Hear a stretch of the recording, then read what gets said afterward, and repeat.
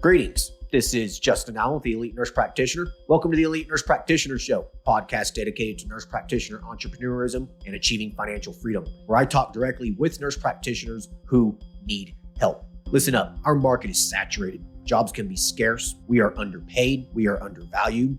We are taken advantage of by the sharks within the healthcare system, and frankly, screw that. Sick of it, and it's time for a change. And listen, I'm here to help make that happen. We are powerful. We can forge a path where we are in control of our career and ultimately our financial and personal well-being. You do not need to submit to healthcare administrators and your doctor overlords. You do not have to take the measly salary. You do not have to work 50 to 60 hours a week. There is a different way, and I'm here to show you that path.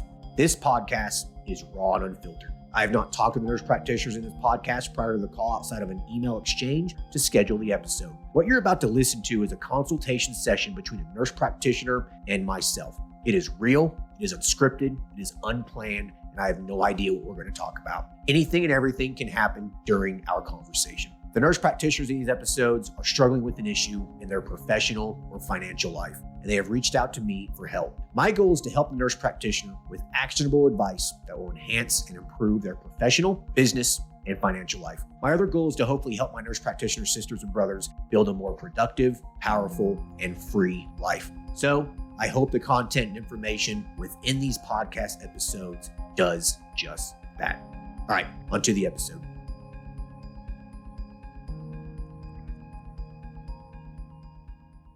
Hello, everyone. Today we'll be talking to Ella, who is a family nurse practitioner. Currently, she is working at a telemedicine urgent care practice full-time. She's in the process of starting her own practice where she is still trying to determine what services she wants to offer. She's needing assistance with nailing down her service line, determining market saturation, telemedicine considerations, and general business startup advice. Hey, Ella, how are you? I'm doing well, Justin. Thank you for having me on. For sure. No, thanks for hopping on here. So tell me about yourself. How long have you been a nurse practitioner for, and what kind of things you've been doing? All right. I graduated in 2016, started to work in a primary care clinic. In 2017, worked in a local clinic for about 5 years, and then transitioned to working from home. So I've been doing that for almost 2 years for a large nationwide company, telehealth company, so doing urgent care online. And over the last, I would say, 8 to 9 months, I've been trying to brainstorm a little bit about starting my own clinic and just wanting my own hours. I'm tired of working every third weekend and evenings. Sure. So trying to, branch out into something. I've started my own LLC already and have been doing some side gigs. I did some stem cell injections on the side, traveled to several states for that. Also did some locums positions locally in addition to my current job. So just trying to, doing some, wanting to branch out and not sure as far as when to start it. So my current contract runs out at the end of the year. So I'm trying to be prepared and, do things in stages, doing it the right way so it's not haphazard, etc. Not sure if I should do part-time or jump into it full-time. And so essentially, I'm in my current contract through the end of January. So I can quit earlier. It's not, a big deal, but I would have to pay them some of the licensure fees, and I don't really want to do that. Yeah. Okay. So let's start there real quick. So, determining, should you work part-time? Should you, work full-time and get it started, et cetera? Let's just start here. So it's probably one of the most important considerations because it's how you're going to fund your life, right? So from a financial standpoint, where do you stand in terms of debt, your savings, that kind of a thing? Like how financially, well off are you? So financially, I have about 40 grand to start this thing if I wanted to. So I can, this is something I have more in my savings account where it's available to me. We were going to buy a second property. So I have a couple of Airbnbs going. So that's supplemental income as well.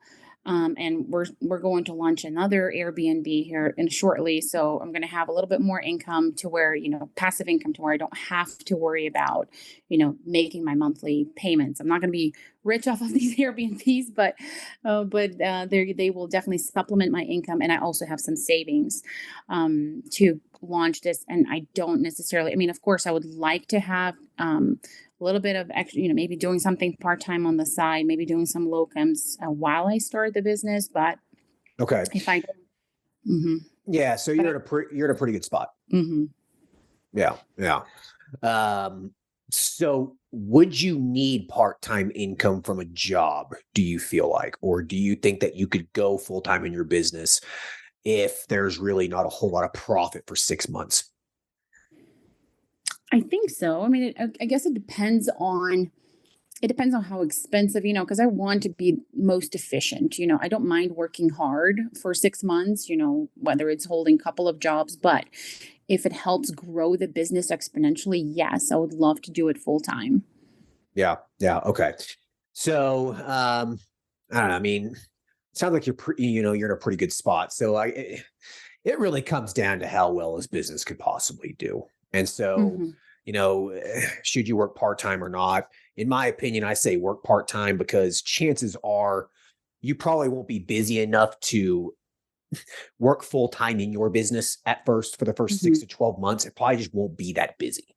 Okay. Hmm. So Hmm. if you dedicate full-time hours to it, you're probably going to be sitting around not doing a whole lot some Hmm. days. Okay. So it'd be a Hmm. waste of your time.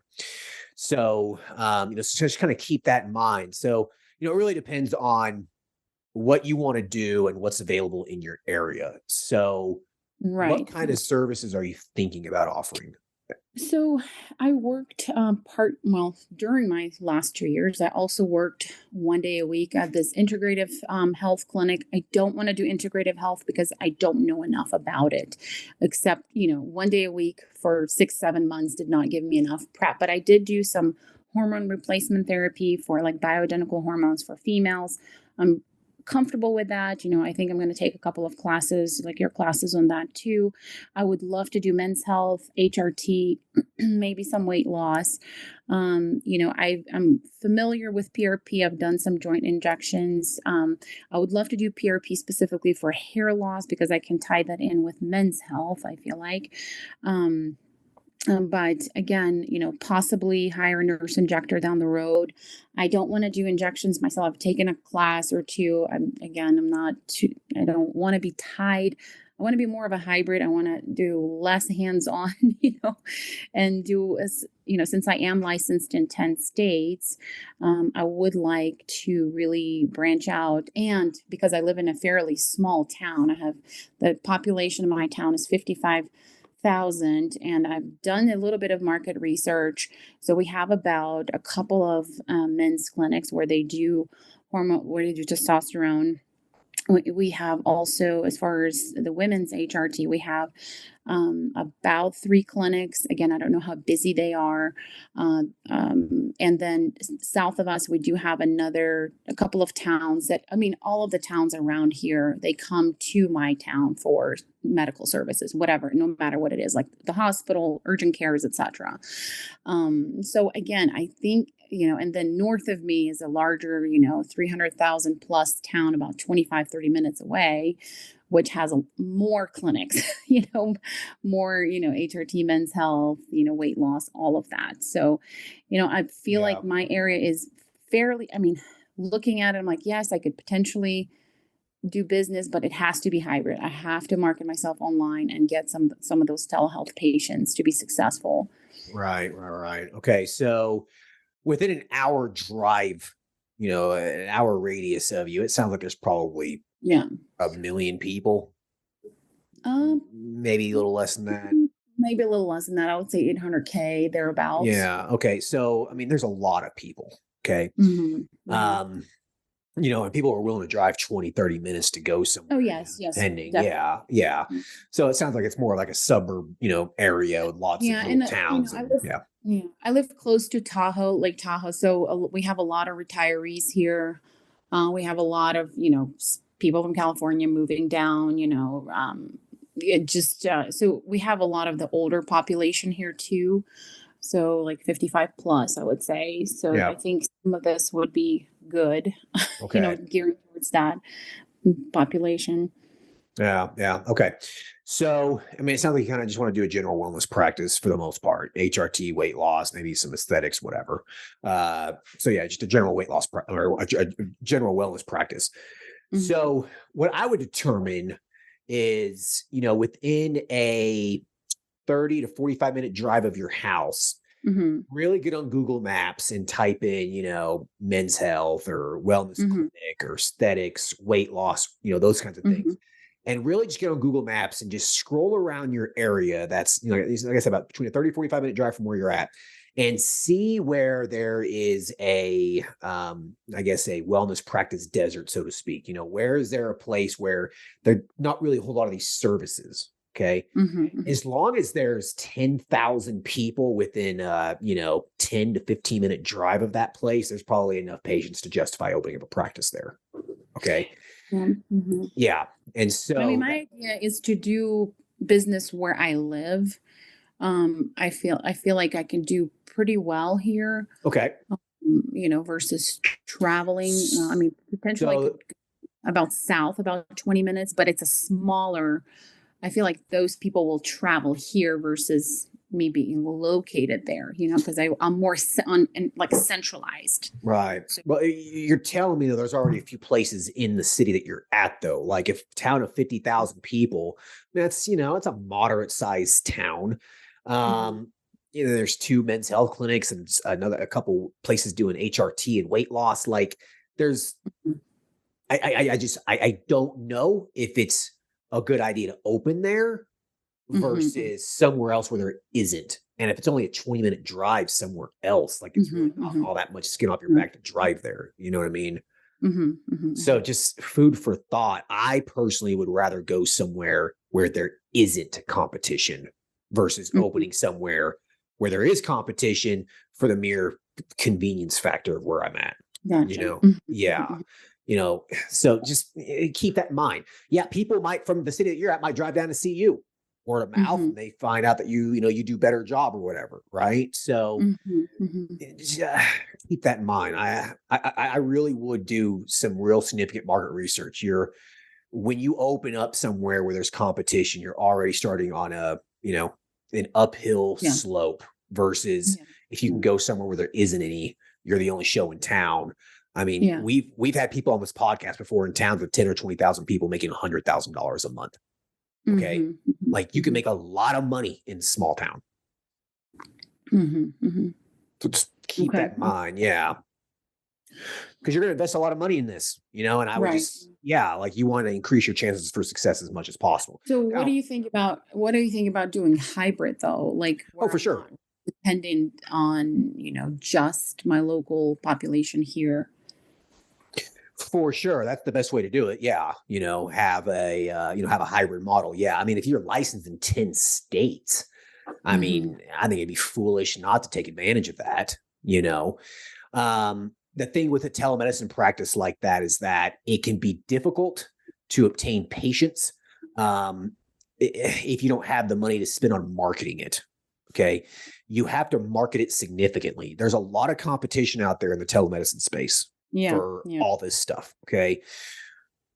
What separates you from those people? It can Yeah. be difficult. I personally think the hybrid model where you have a location a physical location somewhere Mhm. that you obtain patients in, and then you kind of you see the patients via telemedicine for Yeah. follow-ups and that sort of a thing. But like in your state, maybe in another couple other states too, you offer services there as well. Like that's the best model because I'll tell you, you'll probably get most of your patients locally versus telemed, Yeah. unless you Mhm. market the hell out of it. Well, and I can certainly market well around here because I know that one of the clinics here is actually the integrative clinic I worked for like 6 or 7 months. And it's very hard to get in to see them because they do an array of like anti-aging medicine. So just to get an appointment could be like 2, 3 months. And that's where I think I could pick up some of those patients as well. that don't want to wait, you know. Right. Right. So, Yeah. but mhm. Yeah. And okay. Let's see. Yeah. Well, I really wanted to do like eventually do integrative health and maybe get certified in integrative health, but that's going to be a couple of years. I feel like, you know. Well, integrative health, that's integrating niche services into a more of a standard practice model, right? Like doing HRT and stuff. I mean, that's all you're automatically doing integrative health. Okay. Mhm. Yeah. Are you talking about more like functional medicine? Yes, yes, that's what I Yeah. meant. Yeah. Mhm. Okay. General functional medicine, learning about some general principles of it, it's a lot of it's complicated. You could really go down rabbit holes with functional medicine. Okay. Yeah. Um, you could take shorter courses like we offer, that just get straight to the point, or you can go through these Like elaborate my curriculum. mhm. Yeah, yeah, going through something like that, elaborate curriculums, and spend tens of thousands of dollars on it and whatnot. You could go that route, um, but at the end of the Yeah, day, and it does require follow like very close follow-up, and I just feel like, yeah, it would be an uphill battle for me, learning and starting something that I'm not familiar with. right? That's something Learning. that Mhm. Yeah, learning about I mean, it's something you just do as you get going. As you get going, you Mhm. take a class here and there, you take a class, you learn about what you're interested in, and you slowly integrate it into your practice. Mhm. Mhm. Yeah. So that would be the best way to do it.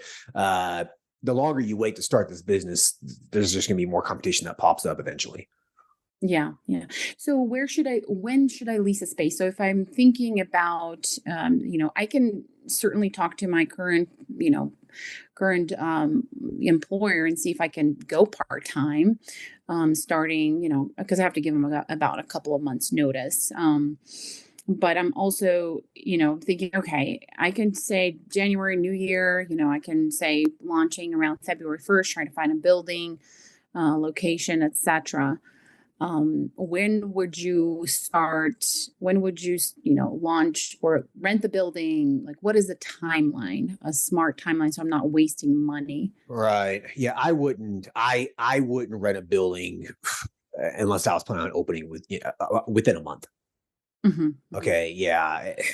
Paying for a lease and just letting it sit there, it's a waste of money. Um, sometimes you have to if you're going to get credentialed with insurance and that kind of a thing. But if you're going to stick with pretty much cash, then Yeah.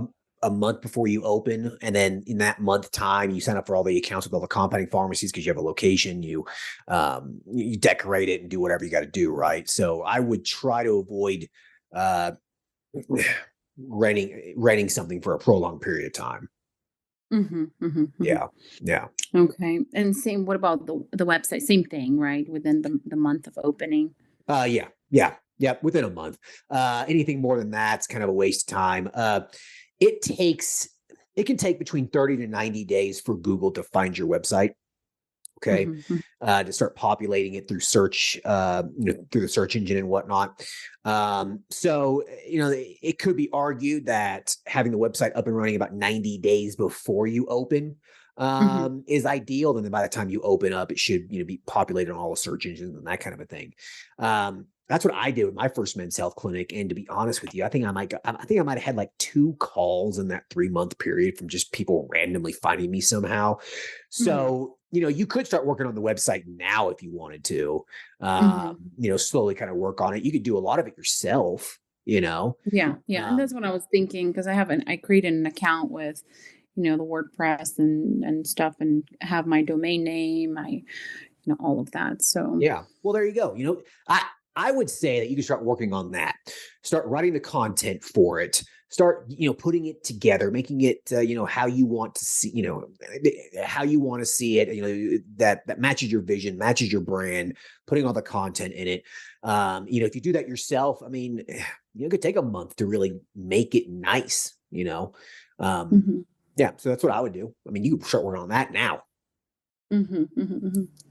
Yeah. Now, as far as scaling business and all that, should I just try to jump into all of it, or should I really narrow down whether it's men's testosterone, whether it's HRT, weight loss, or should I just offer all of these services? Because I know in some of your articles and podcasts, you say to just really zero in on maybe one or two things and not just spread yourself thin. Right. It depends if the service complements each other or not. Hmm. Men's and women's HRT, similar things. So you could definitely do those two things at the same time. Hmm. Um, Weight loss is relatively straightforward. It's really not that Right. complicated of a thing. So like, I feel like if you do those three things, you're not going to overcomplicate your business. When you start adding more, then yeah, harness your strengths that you have now, the things that now, you Hmm. can definitely, add that to it. But new things that you have to learn, Yeah. yeah, I would 2 to 3 things. I don't think I would do more than that. Okay. Okay. Um, and then, like, if I say I wanted to hire a nurse injector because I don't want to do it myself, that could be done eventually. Or would you recommend doing it, fairly quickly? I'd say do it fairly quickly. I mean, harness the power of outsourcing work to other people, you know? Yeah, because that would be something that it would depend. Like, for example, I was looking at a building, I would be looking for two or three exam rooms versus just one or two. Mm, Yeah. if I want to go ahead and add that in. Yeah. Um, I mean, 1 or 2 exam rooms probably would work. Uh, the thing about these niche services is that you're not going to be seeing patient after patient after patient, 20 patients a day. Like you don't need to have 2 or 3 exam rooms with patients waiting in it for you. Okay. You're Hmm. going to schedule one patient at a time, basically. All right. So it doesn't work like a standard practice does, insurance accepting practice, where appointments Hmm. take 15 minutes. There's people, in another room waiting for you. Right. Yeah, yeah, yeah. Yeah, so, you don't need 3 or 4 exam rooms. You really don't. So if you use a RN injector, she might only be there 1 or 2 days a week, right? Hmm. And you could schedule those patients on the days that maybe you really don't see a whole lot of patients, you Yeah, know? makes Yeah, so you sense. can make that work. Yeah. You would basically be her medical director, and you would do the good faith exam and sign off on stuff for her and that kind of a thing. Yeah, yeah, Um I've done that before. Hmm. well, if you've done it before, so that's a strength that you Hmm. have. You know how to do it. I think it'd be foolish not to integrate that into Not your that practice. right away. Okay, okay. Yep. But that would complicate as far as the LLC then. If well, she would not be or the RN would not be an employee, correct? I could do a 1099. Yeah, I would contract her. Okay. Yeah. And, pay her, what's fair. And you make a little bit of a profit too, So, Hmm. what percentage that is going to be really dependent on their skill level and, what they're used to. Hmm. But In you have our to, area. Hmm. sorry, what was that? So you do hourly and percentage, is that correct? No, I would just do straight production. Production, okay. Yeah, I wouldn't pay her just to sit there waiting for patients to come in. I mean, patients should already be scheduled and she comes in and does the injections, you know what I mean? Hmm.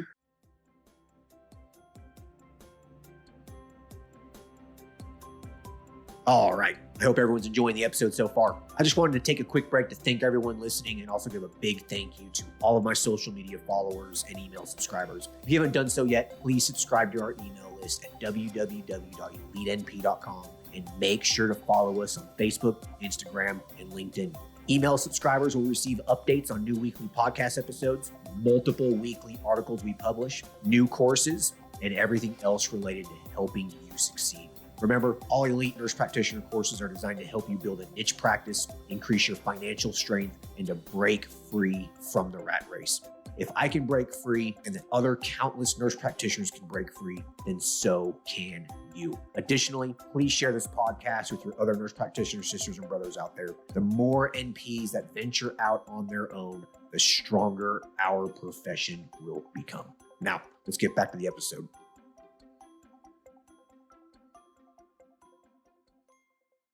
So I'd pay her per patient, Yeah. you can just give her a straight percentage of collections or pay her per unit of Botox injected or whatever. Yeah, yeah, and I can find that out in my areas. Would have Right. to call around and see what the going rate is. Right, exactly. But you have to make it worth your while because, you're still liable for it, signing off on it and being the medical director and being the business owner too. So, I mean, it has to be worth your while too. Yeah, yeah. And yeah, and I understand I have to be in the building when they're doing all of this. So, from what I understand, from what I mean, I did some supervision of RNs prior. Yep, Okay. So you recommend doing it right away? Okay, so I'm I taking would. notes. Yeah, Okay. yeah, yeah. Harness your strength. You already know how to do it. So just do it. Mhm. There's really not a whole lot of work on your end to integrate that into it. And if you're offering HRT and weight loss, having aesthetics as another service it's complementary to it. So makes sense. Yeah. Mhm.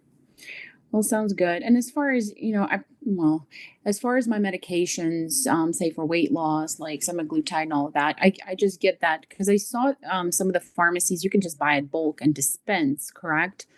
At the clinic, or you can just send the script in. Is that what you're accustomed to hearing? Yeah. So, okay. So with the compounding pharmacy, though, okay, it's the prescriptions typically are either going to be shipped to the patient or shipped to your practice to then dispense to the patient. Okay. Mhm, So mhm. it's a patient specific medication. Compounding pharmacies generally do not provide you medication to just dispense to whoever you want. Okay. Okay. Mhm. So yeah, the medication is going to be for a specific patient. So if it's shipped I to your see. practice, it has to go to that patient because it's a prescription for that patient. You're just a Mm, middleman. okay. Um, you can order in clinic use medication, like you could order a giant, 30 ml bottle of testosterone, but Mhm. that's for in clinic use. So compounding pharmacies aren't really meant for medication dispensing. Okay, Okay. you would I have to go see. through a medical supplier or a Mm, pharmaceutical distributor and buy the bottles of that you would see basically like in a pharmacy. So you would mhm, buy, a big old giant bottle of 500 tabs of, I don't know, let's just say phentermine, for example, or, mhm, mhm, a crate of 5 ml bottles of testosterone or whatever. And then you would mhm. dispense those to the patient, following your state's dispensing laws, which in most states, it's really not that complicated of a thing. Okay, okay. So as far as my name, currently it's like Oasis Wellness Clinic. It's super generic. Like, is that an okay name, and then just create a subheading of my services, etc. Yeah. Or would Yeah. That's okay, fine. It's fine. okay, Yeah. Yeah, I got no problem with that. When you make your Google business listing, I would put, the actual name and then uh, you know, colon and then the services. That way it's just right straight there. People know exactly what it is that you do. hmm, hmm, makes sense. Okay, trying to think of anything else. I think you've answered all of my questions. So I think I'm just going to switch to part time at the end of my 2 years in January, and then just jump into it. Yeah. Probably get a building around January 1st, and then kind of go from there. It's going to be easy on the taxes too. Oh, for sure. Yeah. Um, yeah. Yeah, the whole part-time work and then the part-time practice kind of a thing. You're gonna have to figure out what it is that you're gonna do specifically for, the times. So be thinking about the schedule itself. Okay. Mhm. Are you going to be open to see patients Wednesday, Thursday, Friday, and then you do your job Monday and Tuesday or whatever, right? So, Yeah. Mhm. yeah, try to be consistent with those days Okay. though. So, when you negotiate the part time hours with the place that you're employed at, try to negotiate a fairly consistent schedule. Okay. Okay. Okay. If Yeah, it, go ahead. I was gonna say, if your schedule's changing all the time, then you're having to change your business hours all the time, and it's confusing to patients. It's very hard to keep track of. Yeah. Yeah. And what is a general, as far as it's hard to predict like how well the business is going to do, of course. I mean, luck is part of it, right? I did look at a building already locally, and it's a fairly large. It's about 1,300 square feet. And they do, it's the going rates around town. It's like about $1.20 per square foot. And so like the first year they do give a deal of like 70 cents a square foot. But of course the bill, it's too much for me right now. But I'm looking at smaller buildings and they're a little bit more expensive. Like if they're newer, it's about $2 a square foot, etc. Um, so I'm thinking, okay, if I get a larger building, I have to like get it all going right away, get a nurse inject just to fill the space, but Right. what is generally like an okay budget wise, an okay, say $800 a month is reasonable to spend on rent or Oh, $900 or, because I'm looking at 1100 for the first year and then it goes up to like 1900 the second year. is that location really good though? It's not off of a main road. Um, I worked for a clinic, a general family practice across the street, just down the road, and it Yeah. was a fairly large practice, like 20 providers and everything, but they're moving within the next couple of years. So I won't have that, that traffic going there. If you're going to But pay on the higher end of what's available in your area, I would only do it if it's on like a main road or something. Okay. okay. Yeah. What's an appropriate budget? It depends. Like, some places $1,500 a steal. Some Hmm. places that's a lot of money, right? Hmm. Hmm. Yeah, I think anywhere between the $1,000 a month or something, I think is pretty reasonable for most startups. Okay. Okay. And that's what I mean. It's like as a startup, you don't want to chew off more than you can handle too. And Right, right. I've talked to some nurse practitioners. You're looking at $5,000, $7,000 a month leases. I'm like, geez, no, no, not for a 5-year lease. Like, oh God, that's way too much risk. Okay. yeah, yeah, Yeah. exactly. So, in my opinion, if you can get on a main road somewhere, okay, Hmm. with a decent size sign, I'm not talking about one of those little, 1 foot by 6 inch signs that go on a giant sign kind of a thing. I'm talking about an actual sign that is easily seen, right? Um, Hmm. $1,500 a month to $2,000 a month for something like that is worthwhile because it's just going to increase your foot traffic and your visibility. Okay. Hmm. So, keep that in mind and think to yourself the extra money that you're spending on that's just part of your marketing budget. Because if you can have a really good size sign on a road, that's part of your marketing, right? Yeah, makes So, sense. Hmm. yeah. So the extra $500 a month is really not that big of a deal because now you're in a high visibility area and essentially you have a billboard on a main road, right? Makes sense. Yeah, Yeah. yeah. So keep that in mind. Like if I was to open up a new practice tomorrow, I would I would find a place on a main road with a good sign and I would not be afraid to spend $2,000 to $2,500 a month for it because Okay. I now know that it will increase your chances of success and it will increase the foot traffic into your practice. Is it necessary though? No, it's not. You can still do very well with something that's a little bit more off the road, not much signage, that kind of thing. Because, let's face it, most people are finding businesses nowadays online, right? So, Yeah. Hmm. yeah, so it's really not a make it or break it thing, but I think that it will increase the volume of your patients if you can be on a main road. Makes sense. Yeah. All So, right. I mean, you have Well, $40,000 to spend here. You know, you have, you have 40 grand to spend. You have money outside of that in your savings, correct? mhm. Right. The $40,000 is just the budget for the business. Yeah, yeah, Right. essential. Okay. Mhm. Yeah. Okay. So then you have other money, do you have an emergency fund? 6 months? Well, so I have another 30 to 40 in that, yes, Yeah. available. Yeah. Okay. So you have, I don't know what your monthly expenses are, but I'm sure you could probably make $30,000 or $40,000 last 6 months if you needed to. Yeah, yeah, I don't have any, I have a spouse that works too, and we don't have any debt essentially, so Okay. All except for right. the mortgage on the house.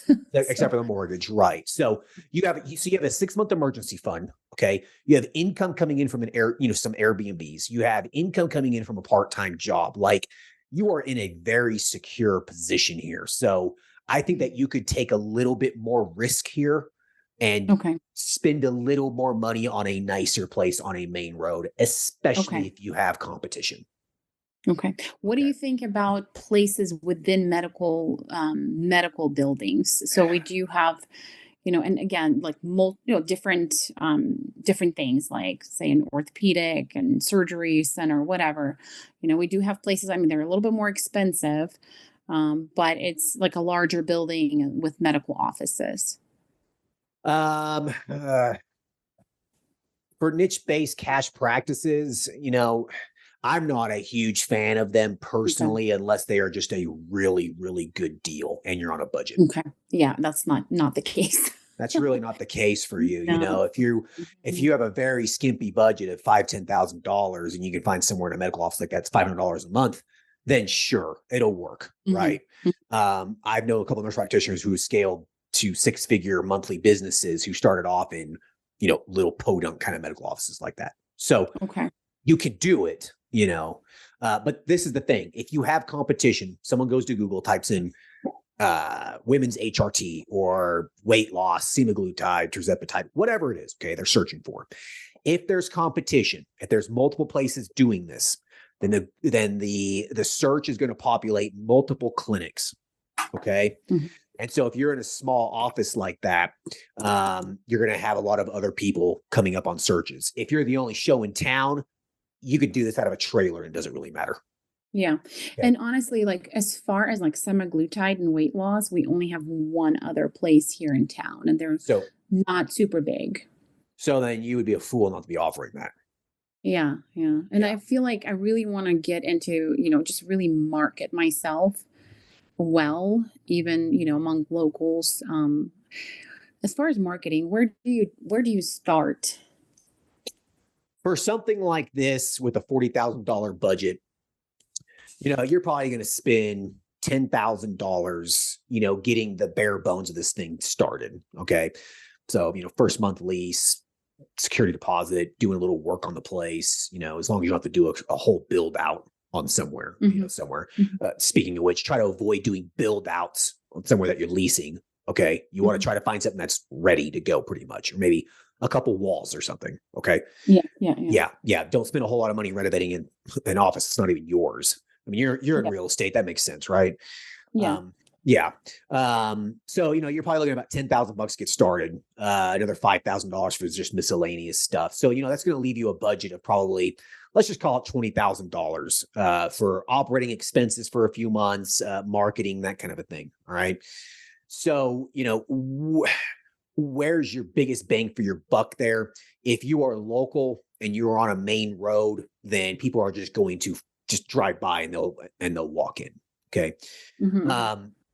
Making sure your website is optimized fully, making sure every single little SEO technical optimization is done. That'll cost you a couple $1,000. Well worth the money. Okay. That way you want to make sure that you're popping up on searches, right? And Um, that's something you would hire out, right? you just hire a web designer, correct? Right. Mhm. So like you could use, I use Commercial Webmaster. He's the guy that I use. His name is Will. He does SEO. He does website development, that kind of a thing too. Like you could hire him to do that for you. He's on the Elite N.P website, just FYI. He's like super solid. Like I still use him to this day to manage the Elite N.P website itself. Okay. Mhm. Mhm. Yeah. So he's super solid. So you use someone like that, or you could hire someone, whatever. So you just hire someone, a few $1,000s to do some search engine optimization on your site to make sure everything is tuned up. Okay. Mhm. Mhm. Yeah. So that's money well spent. But in terms of other money spent locally, um, personally, what I would do is I would focus on the first month or two. I would focus on just getting some patients through the door using some connections that you have. Mhm. Okay. And having them post reviews on your Google business listing and see what just happens over a month or two, just organically. Okay. Mhm. If Mhm. you're on a main road, people driving by, people searching for you on Google, just give it a month or two and kind of just see what happens. Okay. It might pick up on its own very quickly. You might have to spend all that much money at all marketing. Okay. Okay. Um, Mhm. Spending some money on some marketing, I think Google search ads work great, especially if there's competition in your area. So Mm. if someone types in men's health in your area on Google and you have a Google search ad for men's health, then you'll pop up as the very first listing. Gotcha. Okay. Mhm. So that's money well spent, I think. And it's not that much money, $500 to $1,000 a month. Okay. You don't have to spend all that much money on it. All right. Um, Putting a couple billboards around town sometimes will work for the first couple months, 2 to 3 months of, operating it. Just getting the word out, that letting people know that you exist. Gotcha. Right. Yeah. Facebook ads and Instagram ads and social media ads in general. You could try to do it if you wanted to. You could try to advertise it on there if you want, but I would personally try to avoid that at first. Just see kind of what happens organically. Okay. Yeah. Yeah. Okay. 'Cause, yeah, I think if you're on a main road and there's some need in your area, I got a feeling you'll probably do okay if you're patient for a couple months. Mhm, mhm. Yeah. So, Sounds anyways, good. yeah. Any other questions? No, I don't think so. I mean, this is all good info. I think I can relax for another maybe couple of months, just work on my website, get everything ready, teed up, and then really look for something this fall as far as building wise. Because this location here, it's available now. I was talking to the agent, and she said that they probably want to lease it out by October, which is not going to work for me. Yeah. You know, You listen, real estate deals come and go, yeah, Once for one sure. falls off, there's another one right around the corner, right? So, Yeah, yeah, yeah, as long as you're patient with it, I would just, yeah, wait for the good spot. yeah. Sounds Yeah. good. Yeah. So, any other questions? I don't think so. Okay. So I like to end the episode with you asking me a question. So do you have any questions for me? A personal question, any curiosities, anything like that? Um, mm, trying to think. Uh, how long did it take for you to get your first business off the ground? Um, so the very, very first business I started was an opioid addiction clinic. Hmm. And I would say it took me about a month and a half to get it off the ground. And I made so many mistakes. I look back and cringe.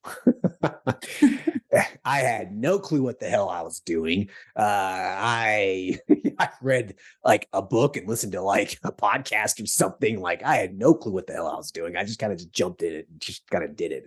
Uh, Hmm. so yeah, probably about a month and a half. Looking back on it, I probably should took a little bit more time, but sometimes you just got to Hmm. jump into it and get started and kind of just learn as you go. Yeah, yeah. So yeah, it's about a month and a half. Okay. What is the time commitment that I should that you so right now, what kind of business do you have? The men's clinic still? Yeah, so two men's health clinics. Uh-huh. Uh-huh. Yeah, yeah, two men's health clinics. I am still doing a little medical cannabis. I'm not doing as much of it anymore, just because I have just, I have a 9-month-old kid now, and Hmm. I just got a lot of stuff going on. So, yeah, so two men's health clinics, some property management stuff. And I got some rentals and some Airbnbs, Hmm. and then Elite N.P, obviously, and Yeah, yeah. yeah, I do some investing and stuff too. Gotcha. So among all of the stuff that you have going on, how many hours do you dedicate for working? Like Uh, what are your personal rules? Like, okay, I'm home by 5 and etc. Like how do you balance it all and how much time do you dedicate? so when I was Justin, when I was like really hustling, really in the grind, it never shut off. Okay. Mhm. Now that I have a child and I'm married and I've gotten a little bit older, once about 5 o'clock comes around, I try to stop. Like, I'm kind of done. And honestly, a lot of days it's like 3 o'clock. Like 3 o'clock, I'm done. I don't want to see any more Mhm. patients. I don't want to work on anything else. Like 3 o'clock, I'm done today. Mhm. Mhm. So yeah, I try to be pretty hard on a cutoff with that, unless there's some sort of fire that needs to be extinguished. You know what I mean? Yeah. Yeah. So, hour wise, when it was hustle, Justin, when I was in the grind, when I was starting everything and working, geez, I mean, I was working, 30 hours, at least 30 hours a week at an urgent care. I'd pick up shifts in the ER. I'd pick up shifts at a methadone clinic sometimes. I was doing medical cannabis 1 or 2 days a week, doing my men's health clinic 1 day a week. I was writing for Mhm. Elite N.P. That was 60, 70 hours a week, probably, maybe more some weeks. So Yikes. yeah, Mhm. now 20 hours, but it took 4 or 5 years to get here. Yeah, yeah. Well, I'm turning I turned 40 this year, so I'm like I want to, I don't want to work to live. I want to, uh, I want to work to live, to be able to live. I want to work less. Right. I'm in a my life where I'm like, okay, I want those vacations. I don't want to be stuck. And I understand like the first year, like this coming year, I just have to put everything in the back burner and just Yep. really focus on getting this off the ground if I want to be successful. But generally, I like to take like 3, 4 vacations a year, Yeah. just because life is too short.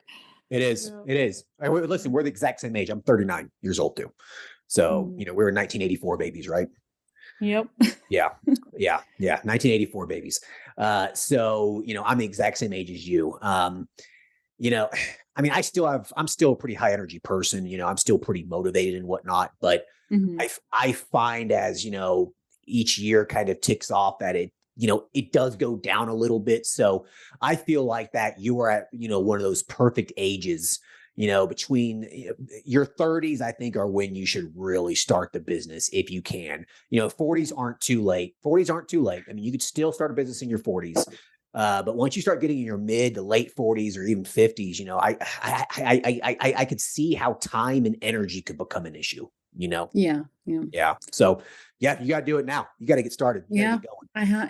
I have a lot of, I don't want to say hesitancy because I'm a pretty, I like to take risks, but at the same time, it is a scary thing, just to say, Yeah. okay, I'm done with my job and here, it all depends on me. So Yeah. But listen, a year, 2 years from now, you're going to look back and be like, what the hell was I really scared of?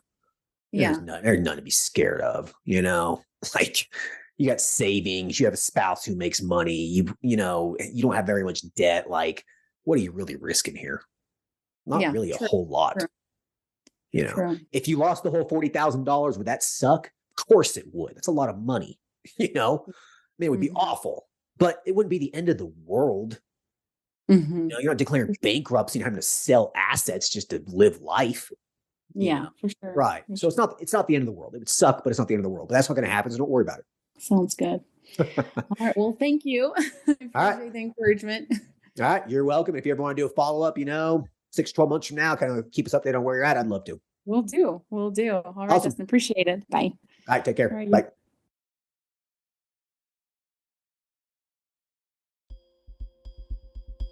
I hope everyone enjoyed the conversation with Ella. Just a lot of just bulleted startup advice right there. Like, I really enjoyed doing that episode with her. Starting a practice, starting a business it's just a set of steps. It doesn't really change depending on where you're at, what you want to do. Like, it's generally the same steps. Some states will throw a wrench into it, might complicate it here or there. Some states it's a little bit easier, but overall it's the exact same steps and the same considerations, okay? Your situation isn't necessarily special. I hate to say that. We're taught in school that everyone's special, whatever, but in reality, your situation's really not that special, okay? It's a set of steps. You follow through and you do it, okay? You use a model like I present you guys, follow the model, get it done, and get your practice up and running, okay? Ella has some savings. She has a emergency fund. She has additional income streams through some rental property. She has a part-time job. Like, she's doing everything right, all right? By having that part-time job, by having a couple other income streams, by having some savings, by living below your means, by basically following the Elite N.P model, right? She's going to succeed. It's pretty hard not to. So go to the Elite N.P website, check out the Elite N.P model if you have no idea what I'm talking about, okay? If you already own a practice, you know that everything we talked about is true. It's straightforward. Just get it done. All right. Whoever enjoyed this episode, talk to you guys later. Thanks. Bye. Thank you for listening to the show. Quick legal disclaimer. The content of this podcast is meant for informational and entertainment purposes only and should not be used as legal, financial, medical, regulatory, or practice-specific advice. For information pertaining to your specific legal, financial, medical, or practice-specific needs, please be sure to consult with your lawyer, CPA, medical director, and/or your state's practice laws and the most up-to-date clinical guidelines. As always, do your due diligence when it comes to any information found online and in podcasts. The content in this podcast is copyrighted by Galaxy Medical Southwest 2023 and cannot be duplicated, rebroadcasted, or reproduced without our written permission.